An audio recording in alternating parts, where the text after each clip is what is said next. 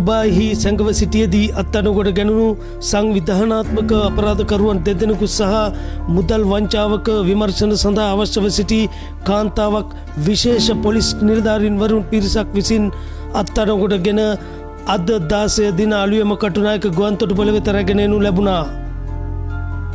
ඔවුන් දැඩි ආරක්ෂක විධිවිධාන මාධ්‍යයේ අද අලුයම 5:20ට පමණ ඩුබායි සිට ශ්‍රී ලංකන් ගුවන් සේවයේ UL 226 දරන ගුවන් යානයෙන් කටුනායක ගුවන්තොටුපළ වෙත රැගෙන එනු ලැබුවා.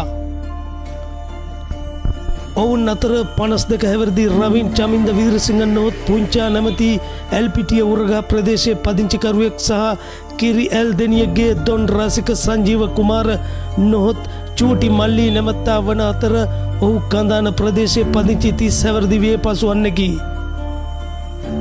මොවුන් දෙදෙනා මද්‍රව්‍ය ජාවාරම් කිරීම, කප්පන් ගැනීම, මංකොල්ල කෑම් සහ මනුෂ්‍ය ඝාතන සහ චෝදනා ලැබුවන් බවද පොලිසිය පවසනවා.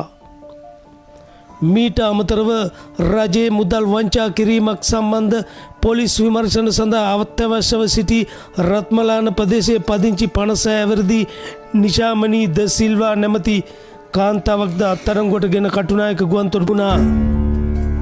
ඔවුන් තිදෙනා අද දින උදෑසන 6:50ට රවින් චමින්ද හෙවත් පුංචි ඒවා නැමැත්තා බස්නාහිර උතුර පෑලියගොඩ කොට්ටාශ අපරාධ විමර්ශන කාර්යාංශයටත් රසික සංජීව නොහොත් චූටි මල්ලි නැමැත්තා එල්පිටිය කොට්ටාශ අපරාධ විමර්ශන කාර්යාංශයටත් නිශාමනී ද සිල්වා කොළඹ අපරාධ පරීක්ෂණ දෙපාර්තමේන්තු මුලස්ථානයේ කාර්යාලය වෙත දැඩි ආරක්ෂක රැකවල් යටතේ රැගෙන යාමටයි පියවර ගනු ලැබුවේ.